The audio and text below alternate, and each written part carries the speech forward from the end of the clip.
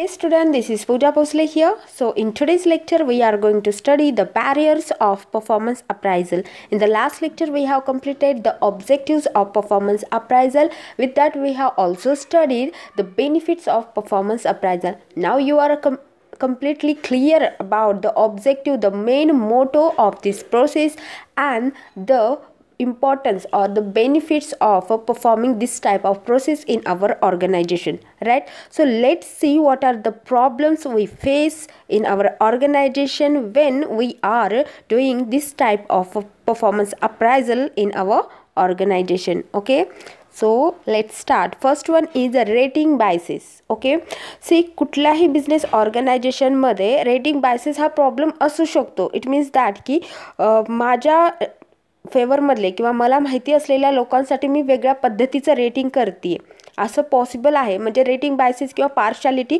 होण्याच्या त्या ठिकाणी काय असतात तर पॉसिबिलिटी असतात. ओके, तर हे एक प्रकारचं प्रॉब्लेम किंवा एक प्रकारचा बॅरियर असू शकतो performance अप्रायझलमध्ये.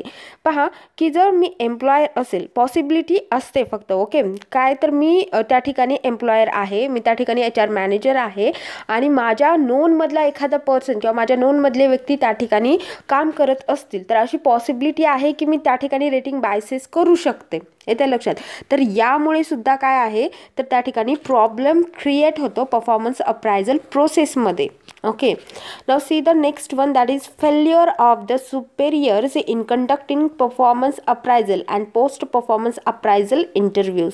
Then it is also possible that की जेव्हा पण आपण ही प्रोसेस घेत असतो किंवा जेव्हा पण आपण या पद्धतीचे इंटरव्ह्यूज घेत असतो आपल्या ऑर्गनायझेशनमध्ये, तर फेल्युअर ऑफ सुपरवायझर किंवा सुपेरियर्स जे तुमच्यावरती जे काम करणारे आहेत, तुम्ही एम्प्लॉई आहात त्या ठिकाणी, तर तुमच्यावरती जे काही लोक काम करणारे आहेत, जर त्यांनी ही जी प्रोसेस आहे ती कंडक्ट करते वेळेसच काही चुका केलेल्या असतील तर मिळणारा रिझल्ट जो आहे तो चुकीचा मिळू शकतो. येते लक्षात. म्हणजे या ठिकाणी जो काही स्टाफ आहे किंवा जो काही हे या पद्धतीची परफॉर्मन्स अप्रायझल ऑर्गनाईज करणार आहे, सर्व काही काम पाहणार आहे, त्यांनीच जर काही चुका केल्या तर पॉसिबिलिटी आहे की पुढे जाऊन परफॉर्मन्स अप्रायझल प्रोसेस ही चुकीची होऊ शकते. तर या पद्धतीचे प्रॉब्लेम सुद्धा बऱ्याच प्रमाणामध्ये आपल्याला फेस करायला मिळतात. त्यानंतर पाहूया आपण, most part of the appraisal is based on subjectivity, right. म्हणजे यातला मोस्ट ऑफ द पार्ट कशावरती डिपेंड करतो, सब्जेक्टिव्हिटी. इट मीन्स दॅट की त्या ठिकाणी ज्या व्यक्तीवरती किंवा ज्यांच्याकडून ज्यांचं तुम्हाला त्या ठिकाणी परफॉर्मन्स अप्रायझल करायचं आहे तर त्याच व्यक्तीवरती फिरतो. येत्या लक्षात. म्हणून यातला मोस्ट ऑफ द पार्ट कसा पाहायला मिळतो, आपला सब्जेक्टिव्हिटीवरचा पाहायला मिळतो, जो की आपल्यासाठी प्रॉब्लेम क्रिएट करतो. Then next one is a less reliability and validity of the performance appraisal techniques. So it is also possible that की जे काही ट्रस्ट आहे परफॉर्मन्स अप्रायझलवरची तर ती थोडीशी कमी पाहायला मिळते किंवा जी व्हॅलिडिटी आहे, कारण पूर्ण प्रोसेसमध्ये किंवा परफॉर्मन्स अप्रायझल या पूर्ण प्रोसेसमध्ये आपण पाहिलेलं आहे की बऱ्याच वेळेला आपल्याला काय करावं लागतं, स्टँडर्ड मेंटेन केलेले आपल्याला डिस्कस करावे लागतात. जर तुम्ही प्रॉपरली डिस्कस करू शकला नाहीत एम्प्लॉईज बरोबर तर तुम्हाला त्यांचे ॲक्च्युअल जे काही इच्छा आहेत किंवा त्यांच्या ॲक्च्युअलमध्ये ज्या काही आपल्याकडून एक्सपेक्टेशन आहेत त्या पूर्ण केल्या जातीलच असं नाही. येते लक्षात. त्याचबरोबर जो काही व्यक्ती हे परफॉर्मन्स अप्रायझल परफॉर्म करत आहे किंवा जो काही व्यक्ती हे ऑर्गनाईज करत आहे, जर त्याचं कम्युनिकेशन व्यवस्थित झालं नाही, फीडबॅकचं कम्युनिकेशन त्याच्या एम्प्लॉईसोबत व्यवस्थित नाही झालं तर मिळणारा रिझल्ट हा प्रॉपर असणार नाही. येते लक्षात. त्यामुळे अशा पद्धतीचं जे काही आपल्याकडे परफॉर्म केलं जाते किंवा परफॉर्मन्स अप्रायझल प्रोसेस कंडक्ट केली जाते तर ती प्रोसेसमध्ये रिलायबिलिटी असते किंवा व्हॅलिडिटी आपण देऊ शकतोच असं नाही. तर हा प्रॉब्लेम देखील आपल्याला फेस करायला बऱ्याच वेळेस मिळतो. Negative ratings affect interpersonal relation and industrial relations system. See हे ऑल्सो काय तर पॉसिबल आहे की जर तुम्ही एखाद्यांना, म्हणजे पहा की तुमच्याकडे खूप सारे एम्प्लॉईज काम करत आहेत, तर त्यामध्ये जर एखाद्याला तुम्ही निगेटिव्ह रेटिंग्स प्रोव्हाइड करत असाल, एखाद्याला निगेटिव्ह रेटिंग्स त्या ठिकाणी दिलेली असेल तर त्याचा इफेक्ट हा उलट होऊ शकतो. येते लक्षात.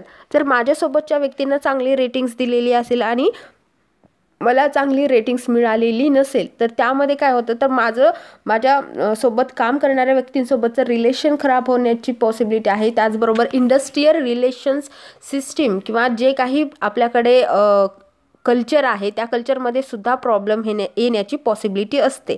पहा मी पहिला प्रॉब्लेम सांगितला होता की रेटिंग बायसेस. मला माहिती आहे की माझ्यासोबतच्या व्यक्तीमध्ये तितक्या क्वालिटीज नाहीत तरीसुद्धा त्याला जर बेटर रेटिंग मिळाली असेल आणि माझं काही कोणासोबत पर्सनल रिलेशन्स नसतील किंवा एम्प्लॉयर किंवा जे काही सुपेरियर्स आहेत तर ते माझ्या नोनमधले नसतील तर ते प्रॉपरली माझ्या वर्कवरती मला रेटिंग्स देतील. म्हणजे माझं बेटर वर्क असेल तर बेटर रेटिंग मिळेल, नसेल तर ठीकठाक रेटिंग मिळेल. ओके, बट जो व्यक्ती त्यांच्या नोनमधला आहे त्याचं परफॉर्मन्स बेटर नसताना सुद्धा त्याला चांगली रेटिंग्स मिळत असेल तर माझे रिलेशन्स कसे होतील त्या ऑर्गनायझेशनसोबतचे खराब होतील. तर अशा पद्धतीने मी गॉसिपिंग करू शकते, पूर्ण ऑर्गनायझेशनमध्ये ही गोष्ट पसरवू शकते. देन हे पॉसिबल आहे की तुमचे इंडस्ट्रियल रिलेशन्स असू द्या किंवा इंटरपर्सनल रिलेशन असू द्या ते या ठिकाणी काय होतात तर त्यावरती सुद्धा परिणाम होतो, ते खराब होण्याच्या पॉसिबिलिटीज असतात. तर हे देखील प्रॉब्लेम आपल्याला परफॉर्मन्स अप्रायझलमध्ये फेस करायला मिळतो. त्यानंतर नेक्स्ट आहे influence of external environmental factors and uncontrollable internal factors. या ठिकाणी बघा की कुठल्याही ऑर्गनायझेशनमध्ये थोडाफार इन्फ्लुएन्स असतो, एक्सटर्नल एन्व्हायरमेंट फॅक्टर्सचा थोडाफार काय होत असतो, इन्फ्लुएन्स होत असतो, प्रभाव पडत असतो आपल्या परफॉर्मन्स अप्रायझलवरती. त्याचबरोबर इंटरनल फॅक्टर्ससुद्धा आहेत. काही असे इंटरनल फॅक्टर्स आहेत की ज्यांना तुम्ही कंट्रोल करू शकत नाही. तर या सगळ्या गोष्टीमुळे किंवा गॉसिपिंग असेल किंवा निगेटिव्ह र्युमर्स पसरवणं असेल, ह्या सगळ्या गोष्टीमुळे खूप प्रमाणामध्ये या प्रोसेसवरती काय होत असतं तर इफेक्ट होत असतो. या पद्धतीच्या इम्पॅक्टमुळे सुद्धा आपलं परफॉर्मन्स अप्रायझल जी प्रोसेस आहे ती व्यवस्थित काम करू शकत नाही. तर हा सुद्धा प्रॉब्लेम आपल्याला फेस करायला इकडे मिळतो. Then next one is feedback and post appraisal interview may have a setback on production. ज्या पद्धतीने फीडबॅक किंवा पोस्ट अप्रायझल इंटरव्ह्यूज असतात तर त्यामुळे काय होऊ शकतं बघा, मे have a setback on production. तर त्याचा परिणाम आपल्याला प्रोडक्शनवरती पाहायला मिळू शकतो. येते लक्षात. तर फीडबॅक हे जितके लोक पॉझिटिव्हली घेतील त्यांच्यासाठी ते बेटर असेल, जे लोक निगेटिव्हली घेतील तर त्यांचा खूप सारा परिणाम आपल्या प्रोडक्शन प्रोसेसवरती सुद्धा होऊ शकतो. आणि या पद्धतीने या गोष्टीमुळे सुद्धा आपल्याला खूप सारे बॅरियर्स त्या ठिकाणी निर्माण होतात. Then last one is a management emphasis on punishment rather than development of the employee in a performance appraisal. तर या ठिकाणी असं सांगितलेलं आहे की बरेच असे ऑर्गनायझेशन्स आहेत जे की काय करतात की पहा, परफॉर्मन्स अप्रायझलमध्ये माझ्या असं लक्षात आले की माझ्याकडे असणारे काही एम्प्लॉईचं रेटिंग हे बऱ्याच दिवसापासून सेम येत आहे. येते लक्षात. मागे जे माझी प्रोसेस झालेली होती, मागे जेव्हा मी परफॉर्मन्स अप्रायझल केले होतं तेव्हासुद्धा त्यांना सेम रेटिंग होती, आजही सेम रेटिंग आहे. त्यांच्यामध्ये कुठल्याही पद्धतीचं डेव्हलपमेंट होत नाही. काही असे एम्प्लॉईज आहेत ज्यांचं की रेटिंग आता कमी झालेलं आहे. तेव्हा मी हे लक्षात घ्यायला पाहिजे as a employer, as a HR manager माझ्या हे लक्षात यायला पाहिजे की नेमका प्रॉब्लेम कुठे, त्यांच्यामध्ये डिफिशियन्सी कुठे. कारण परफॉर्मन्स अप्रायझल करण्यामागचा मेन मोटोच काय असतो आपला, आपण पाहिलेले आहेत ऑब्जेक्टिव्समध्ये, तर डायग्नोज करणं कुठं डिफिशियन्सी आहे एम्प्लॉईजमध्ये. येते लक्षात. आणि त्यावरती काम करणं. पण बऱ्याच अशा ऑर्गनायझेशनमध्ये काय केलं जातं तर त्यांच्या एकदा आपल्याला उणिवा माहिती झाले तर त्यांना त्यासाठी पनिशमेंट दिली जाते. त्यांना असं वाटतं की एखादा व्यक्ती काम करत नसेल तर कुठल्या तरी वर्किंग कंडिशनमुळे, त्याच्या प्रॉब्लेम्समुळे करत नाही आहे तर तो त्यांचा लेझिनेस आहे असं समजून जर त्यांना पनिशमेंट केली तर त्याचा इफेक्ट रॉंग होऊ शकतो. सो या ठिकाणी बऱ्याच वेळेस असं होतं की पनिशमेंट त्यांच्या डेव्हलपमेंटसाठी किंवा इम्प्रूव्हमेंटसाठी प्रयत्न करण्यापेक्षा त्यांना पनिशमेंटच केली जाते आणि याचा इफेक्ट हा बॅड इफेक्ट होतो, प्रोडक्शनवरती होतं, प्रोडक्टिव्हिटीवरती सुद्धा पाहायला मिळतो. तर परफॉर्मन्स अप्रायझलमध्ये हा एक प्रॉब्लेम आपल्याला फेस करायला मिळतो. Then last one is some ratings particularly about the potential appraisal are purely based on guess work. तर हे सुद्धा पॉसिबल आहे. बऱ्याच ठिकाणी गेस करूनच परफॉर्मन्स अप्रायझल केलं जातं. पहा, जेव्हा तुम्ही परफॉर्मन्स अप्रायझल करत असाल तेव्हा तुम्हाला जे काही ॲक्च्युअल परफॉर्मन्स मिळालेली आहे किंवा जे काही रिझल्ट तुमच्याकडे आलेला आहे ते ॲक्च्युअल बेसवरतीच असला पाहिजे, गेस वर्क नसला पाहिजे. म्हणजे तुम्ही काय करताय त्या ठिकाणी की जस्ट गेस करताय की या गोष्टींमुळे हे असं झालेलं असेल किंवा या व्यक्तीमध्ये लेझीनेस आहे म्हणून त्यांनी हे केलं असेल. तर हे तुम्ही जस्ट गेस करताय. तुम्ही कुठल्याही प्रॉब्लेमचा त्या ठिकाणी रूट नाही पाहतात की नेमका काय प्रॉब्लेम आहे. तर या सगळ्या पद्धतीमुळे किंवा रॉंग सिस्टीममुळे परफॉर्मन्स अप्रायझल हे जी प्रोसेस आहे ज्याचा की गुड इफेक्ट असायला पाहिजे तो बॅड इफेक्टमध्ये कन्वर्ट केला जातो. तर हे देखील आपल्याला या ठिकाणी फेस करावं लागतं जस्ट बिकॉज की आपण गेसवरती पूर्ण काही काम करत आहोत म्हणून. या पद्धतीचे प्रॉब्लेम्स आपल्याला ऑर्गनायझेशनमध्ये फेस करायला मिळतात. पहा की परफॉर्मन्स अप्रायझल हे मेनली रिझन काय आहे या गोष्टीचं, तर फक्त आणि फक्त एम्प्लॉईंचं इम्प्रूव्हमेंट करणं, एम्प्लॉईमध्ये मोटिवेट करणं, त्यांना मोटिवेशन प्रोव्हाइड करणं जेणेकरून जे काही काम चालत आहे ते काम बेटरली व्हावं. येते लक्षात. कुठल्याही बिझनेस ऑर्गनायझेशनचा मेन मोटो हा प्रॉफिट मेकिंग असतो. प्रॉफिट मेकिंग कधी पॉसिबल आहे, जेव्हा आपल्याकडे असलेल्या एम्प्लॉईची प्रोडक्टिव्हिटी जास्त असेल. प्रोडक्टिव्हिटी कधी जास्त असू शकते, जेव्हा ते सॅटिस्फाय असतील, हॅप्पी असतील तेव्हा. आणि त्यांना हॅप्पी ठेवण्यासाठी त्यांच्यामध्ये इम्प्रूव्हमेंट करणं किंवा त्यांना फॅसिलिटीज प्रोव्हाइड करणं या सगळ्या गोष्टी आल्या. येते लक्षात. आणि याकरिताच आपण परफॉर्मन्स अप्रायझल करत असतो. बट असे काही प्रॉब्लेम्स, बॅरियर्स आहेत ज्यामुळे परफॉर्मन्स अप्रायझल ही जी प्रोसेस आहे ती व्यवस्थित कंडक्ट केली जात नाही.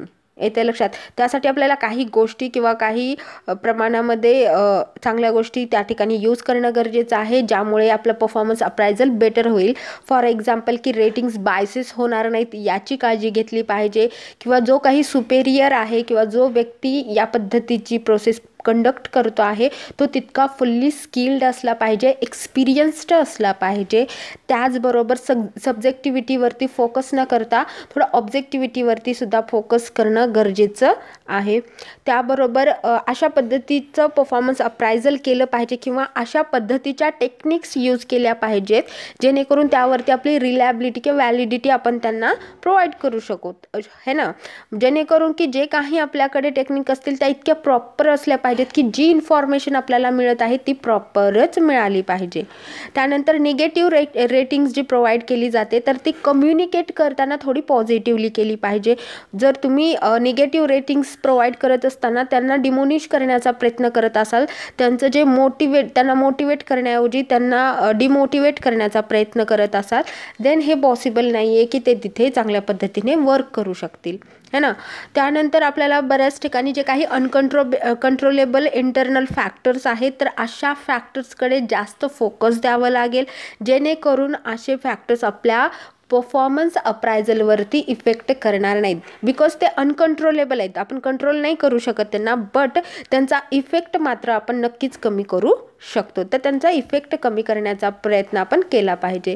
त्याचबरोबर feedback and post appraisal interviews हे अशा पद्धतीने कंडक्ट केले पाहिजेत की जेणेकरून आपल्या एम्प्लॉईजवरती असा ॲडवर्स इफेक्ट नाही झाला पाहिजे. याच्या लक्षात.